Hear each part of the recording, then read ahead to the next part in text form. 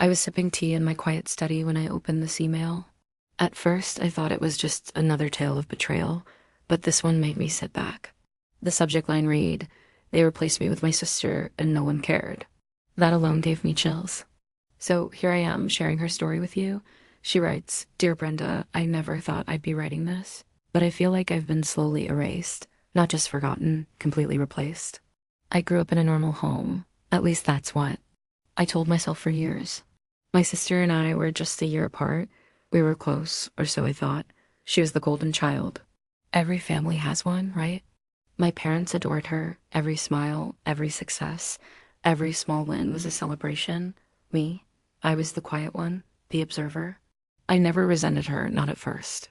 But over time, things started to change. Birthdays were always joint until I was 12. After that, hers were full-blown parties, and mine, well, they barely remembered. I once overheard my mother say, "Emma is our light. The other one is just different." I was the other one, not even a name. Still, I kept trying. I brought home good grades, I behaved, I helped out, but everything I did seemed invisible. Meanwhile, Emma could throw tantrums and still get ice cream after. I told myself I was imagining things, that I was being sensitive. I wasn't. When I left for college, I thought I was escaping. I thought maybe distance would help me reset, rebuild. But that was when the erasure truly began. Calls became rare. My texts went unanswered, and my sister took over more than just my bedroom. She wore my old clothes, my trophies and certificates, gone. My name erased from family albums. Friends who visited our home later asked, "Didn't you have a sister?" My parents would smile and change the subject. I became a ghost. The worst part, it wasn't a sudden break. It was slow, strategic, like they were carefully, methodically rewriting their lives without me in it. I started to question I remember one visit home during Christmas break. The house looked different, warmer, brighter. My old room had been redecorated, not as a guest room, but as if I had never lived there. Photos of Emma filled the walls, even some from events. I remembered attending myself, except I wasn't in them. I asked my mother where my things were. She laughed nervously and said, "Oh, honey, you didn't need all that old stuff. Emma has kept the room tidy," but it wasn't tidiness, it was replacement. Even my childhood drawings had been replaced by Emma's art projects. At dinner, they talked about family vacations, ones I clearly remembered, but they told the stories as if Emma had gone alone. I tried to interject, saying, "I was there too." Silence fell. My father stared at his plate. Emma smiled. My mother quickly changed the subject. That night, I couldn't sleep. I walked around the house, looking for evidence that I had existed. Nothing. No photos, no yearbooks, not even the book I had once inscribed to Dad for Father's Day. It was like I had been surgically removed from their lives. I confronted my sister in the kitchen the next morning. I asked her why she never corrected them, why she let them erase me. She simply said, "You left." I stayed. I became what they needed. She said it so calmly, as if that justified it all. That was the first time I felt real anger. Not just sadness, not just confusion, but rage. And beneath it, fear. What else had they rewritten? What stories had they told in my absence? I suddenly wondered what they said about me to others, or if they said anything at all. I returned to college and tried to focus, but the silence from home grew louder. My birthday passed without a single message, not even from Emma. I knew then that it wasn't forgetfulness. It was a choice. They had decided I didn't exist anymore. I considered therapy. I even drafted emails confronting them. "Brenda, I know this sounds unbelievable, like the plot of a psychological thriller, but I lived it." The following summer, I decided to surprise them with a visit. I didn't announce it. I just showed up, hoping to reclaim some small part of what I had lost. When I arrived, Emma answered the door. She blinked like she'd seen a ghost.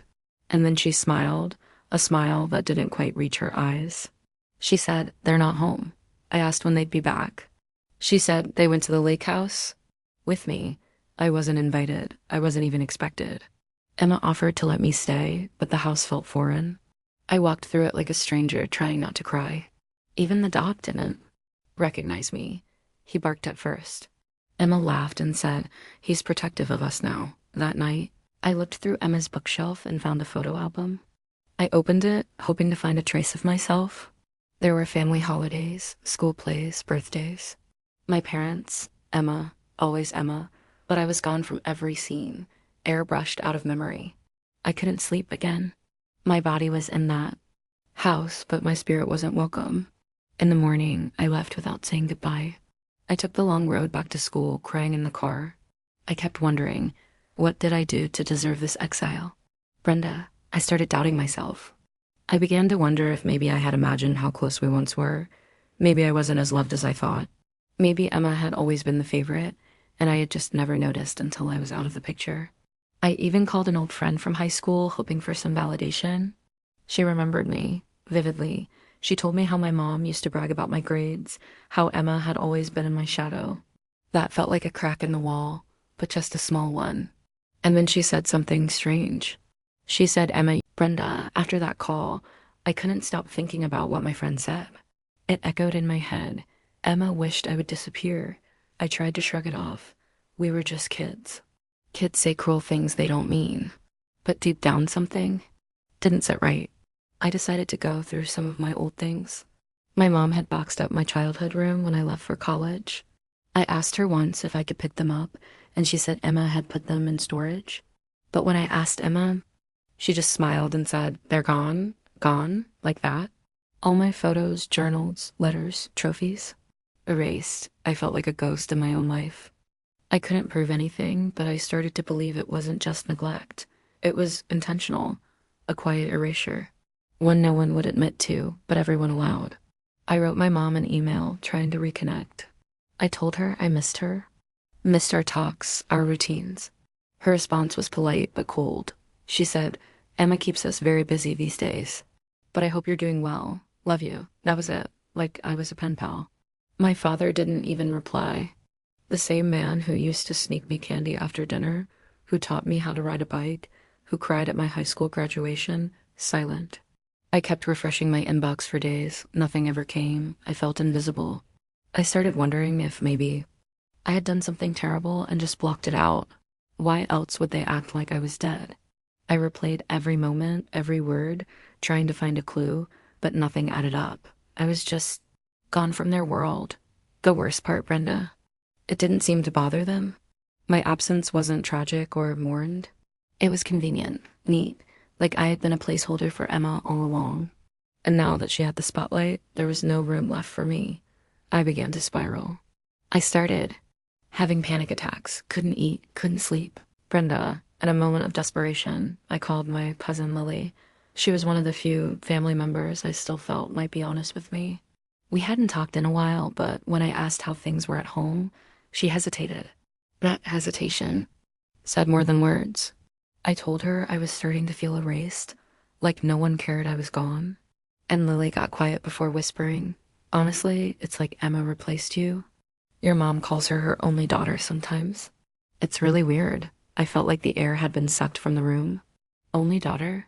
That was a phrase reserved for me growing up. Emma was always the little one, the baby. I was the eldest, the responsible one.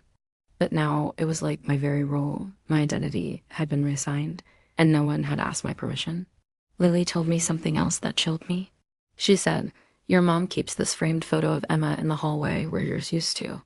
B, it's like your face never hung there at all. I remembered that photo, me in my graduation gown, now gone. I couldn't stop crying that night. I stared at the ceiling, wondering if I had died and somehow didn't know it. Was this my afterlife?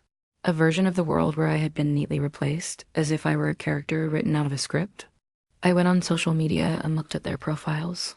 My mom's page was filled with pictures of Emma, posts about how proud she was, birthday tributes, family holidays. No mention of me in years. It was like watching someone else live my life. Even my childhood dog, the one I begged for and raised, now appeared in photos captioned Emma's best friend. I know it sounds silly, Brenda, but it broke me. That dog had once slept on my bed every night. Now I was just a ghost to him too. I couldn't sleep for days after that conversation with Lily. I kept thinking, maybe this was all just coincidence. Maybe my mind was making monsters out of shadows.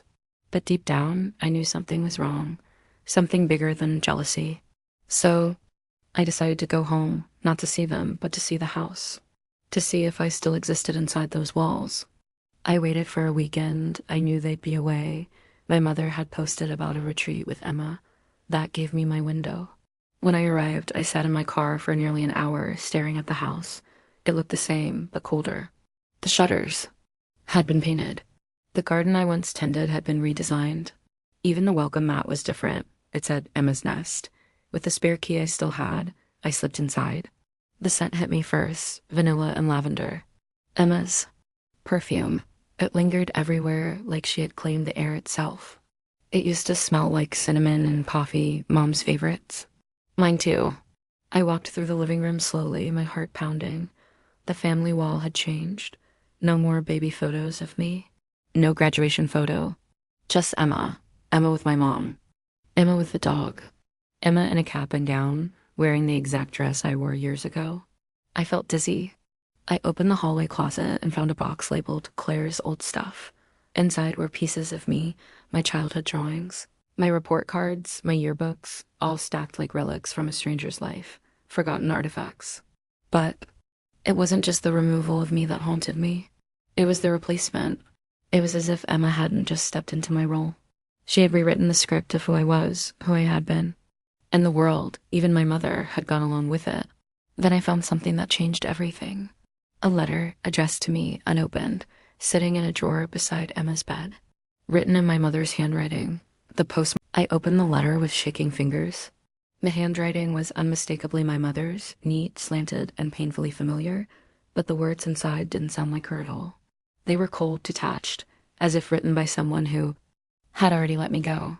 She wrote that my distance had caused her pain, that my decision to separate from the family was selfish. She said she hoped I'd find peace, but that she and Emma had found stability. Without my chaos, it didn't feel like a letter to a daughter. I sank to the floor, holding the pages like they were shards of glass. Had she really believed I abandoned them? Had she never stopped to ask why I left in the first place?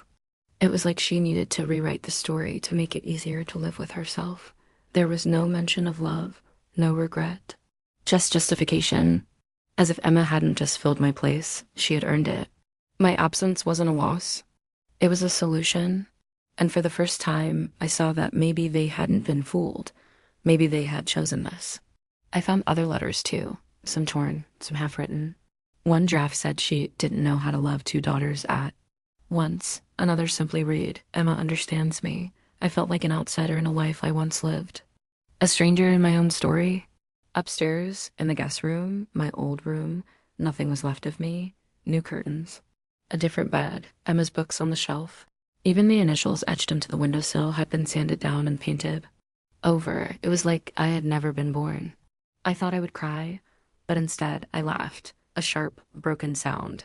Because suddenly I wasn't sad anymore. I was angry. Not just at them, but at myself for thinking I was the one who walked away. They had closed the door. I had just stopped knocking. And in that moment, I knew what I had to do. I wasn't going to reclaim a place in their lives. I was going to reclaim my story, my truth, not for them. I left the house that night without saying goodbye. Emma had invited me to stay longer, but her smile felt like a performance. I told her I needed time alone, and she nodded as if she understood, like she always did, like I was a guest she was being polite to. Driving away, I realized I wasn't running anymore. I wasn't retreating. I was stepping out of the shadows they had put me in. All those years, I had blamed myself for the distance. But now I saw it clearly. They were the ones who let me disappear. At home, I found a box of old journals I had kept through my teenage years. As I flipped through the pages, I saw the version of me that used to believe in family dinners, birthday hugs, and being someone's favorite. She was naive, but she was still mine. I scanned old photographs, circling my face in red marker. In some I was cropped out entirely, not by accident, but by choice. Anna stood proudly in the center. My mother's hand always on her shoulder. Me, a blur in the background. A shadow in my own memories. That's when the idea came too. I started writing. Not just for myself, but for others like me. People erased from their own families. Women whose silence had become their identity. I wrote about being the forgotten daughter, the missing sister, the invisible one. I started a blog under a pseudonym. At first it was just a few readers, but then emails poured in. People saying, this is my story too. I wasn't alone. I had spent years aching to be part of my family again. But maybe I had been searching in the wrong place all along. I never wrote to shame them. I didn't name names. I didn't expose them. But I did something more powerful. I told the truth. And that truth began to heal parts of me I thought were permanently broken. It was like breathing for the first time in years. Brenda, I know this story. It took me weeks to build up the courage, Brenda. But I finally called my mother. My hands were trembling. I didn't know what I was expecting, maybe a tearful apology or at least a crack in her perfect composure. But she answered casually, as if I were a neighbor asking about her garden. I told her I wanted to talk, not about Emma, not about the past, about me. About how I felt growing up in a home that never looked for me when I went quiet. About how I used to sit in my room and wonder what was wrong with me. She went silent. That silence was louder than a scream. When she finally spoke, she said, "You were always so dramatic." That sentence hit me harder than I expected. I could feel my stomach twist. I had been carrying wounds for years, and she reduced them to mood swings. Like my pain was a phase I should have outgrown. But I didn't back down. I told her I remembered everything. The favoritism, the subtle digs, the way she lit up when Emma walked into the room and dimmed when I did. She sighed and said, "You always wanted too much," as if being loved equally was a burden. I asked her something I had never dared to ask. "Did you even want me?" She didn't answer right away. When she did, her voice was soft, not apologetic, just tired. "I was overwhelmed when you were born. Emma needed me. Your father had just left. I couldn't be everything to everyone." There it was, not an excuse, but an explanation. And still, it didn't make it easier. I wasn't asking for perfection. I was asking to be seen. And she had chosen again and again to look past me. She didn't deny it. She just sat with it. After the call with my mother, something shifted in me. I wasn't healed, but I wasn't silent anymore either. That weekend, I went back to the town I swore I'd never return to. I needed to see Emma face to face, no more letters. "Number." More wondering. I texted her, "Can we meet?" "Just talk." She replied almost immediately, as if she had been waiting. We met at the old cafe by the lake, the one we used to pass on our way to school. I was already seated when she walked in. She looked exactly the same and completely different. Emma hugged me. I didn't know what to do with my arms. It was like hugging a ghost. She ordered chamomile tea. I stared at my coffee, and then she said it. I always knew something was wrong, but I didn't want to see it, because seeing it meant admitting that I got more. I swallowed hard. She didn't flinch. "Mom made it easy for me. I never had to compete for love. You did, and I let it happen." I thought, maybe that's just how it was supposed to be. Her voice cracked. Emma, the golden child, finally sounded human. I asked her if she remembered the day I ran away at 13. She nodded. I was the one who found the note. I read it. I put it back and didn't tell Mom until she noticed you were gone. I didn't want to deal with what it meant. I didn't want to know you were hurting. Tears burned behind my eyes, but I held them. Not out of strength, out of shock. For years I had painted Emma as the villain, the manipulative favorite. But now I saw her clearly, a child. Just like me, trying to survive inside the warmth she didn't ask to be wrapped in. She reached across the table and took my hand. "I didn't mean to take your place," she said. I think it was after the conversation with Emma, I walked by our childhood home. The curtains were different, the mailbox new, but the ache in my chest felt like yesterday. I stood across the street for 10 full minutes, unsure if I wanted to knock or turn around. I didn't go inside. I wasn't ready. Some doors stay shut for a reason. Instead, I sat in my car and stared at the house that raised me. The house where I learned to feel invisible. The house that celebrated Emma's birthdays while forgetting mine. That night, I stayed in a motel on the edge of town. I wrote in a journal for the first time in years. Page after page spilled out of me. Anger, grief, questions without answers. And somewhere between the ink and the silence, I felt the weight lift just a little. I called my father. We hadn't spoken in over a year. I didn't even know what I expected. He picked up after 2 rings. "Hi, kiddo," he said, like no time had passed. My heart cracked open. I wasn't sure if I was furious or grateful to hear his voice. We talked for an hour. He asked about my job, my apartment, my health. He didn't mention Emma or Mom, and I didn't bring them up. I just wanted one moment where I wasn't measured against someone else. For once, I just wanted to be his daughter. He told me he was proud of me. I didn't know if he meant it, but I let the words sink in. I realized then that I didn't need their love to be whole. I had built a life, messy, scarred, but mine. And that had to be enough. Maybe it always was. Before hanging up, I debated whether or not to tell you the last part, Brenda. It's the piece I've never said aloud, the part that still wakes me up at night. But if this letter is going to mean anything, then I have to tell the truth, the whole truth.